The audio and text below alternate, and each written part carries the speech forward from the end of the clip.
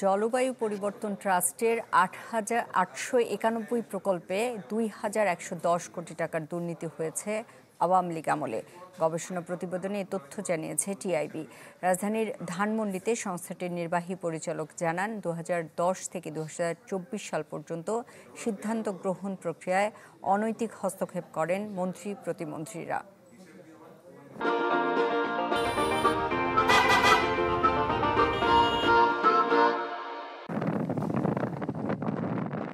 জলবায়ু পরিবর্তনের ঝুঁকিতে থাকা দেশগুলির মধ্যে অন্যতম বাংলাদেশ।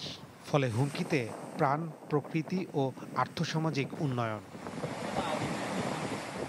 জলবায়ু পরিবর্তনজনিত সমস্যা মোকাবেলায় বাংলাদেশের প্রতি বছর দরকার $12.5 বিলিয়ন মার্কিন ডলার, কিন্তু দেশীয় ও আন্তর্জাতিকভাবে সংগ্রহ করতে পারছে মাত্র $1.2 বিলিয়ন।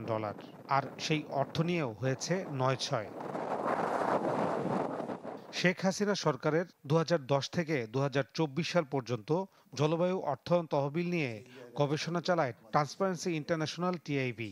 এতে দেখা যায়, বাংলাদেশের জলবায়ু পরিবর্তন ট্রাস্ট বিসিসিটির ৮৯১টি প্রকল্পে তহবিল আসে $458.5 মিলিয়ন মার্কিন ডলার। এর মধ্যে দুর্নীতি হয়েছে অর্ধেকেরও বেশি টাকায়, যার পরিমাণ ২,১১০ কোটি। ২,১০০ কোটি টাকা, অর্থাৎ $248 মিলিয়ন মতো আমাদের হিসাবে দুর্নীতির কারণে লস হয়েছে, ক্ষতি হয়েছে, যেটা হচ্ছে যে ৫৪% মতো। অর্থাৎ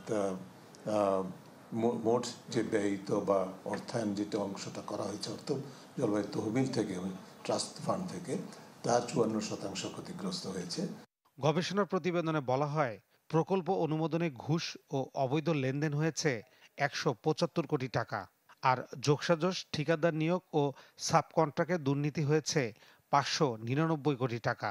এছাড়া প্রকল্প বাস্তবায়ন পর্যায়ে আত্মসাৎ ১২৮১ কোটি টাকা এবং পরিবীক্ষণ কর্মকর্তাদের ঘুষ দেওয়া হয়েছে ৫৮ কোটি টাকা।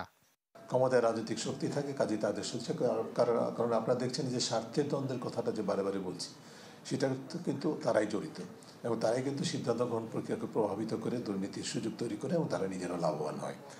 ভবিষ্যতে জলবায়ু অর্থায়নে দুর্নীতি ঠেকাতে সরকারকে প্রকল্প ও নীতি সঠিকভাবে গ্রহণের সুপারিশ করেছে টিআইবি।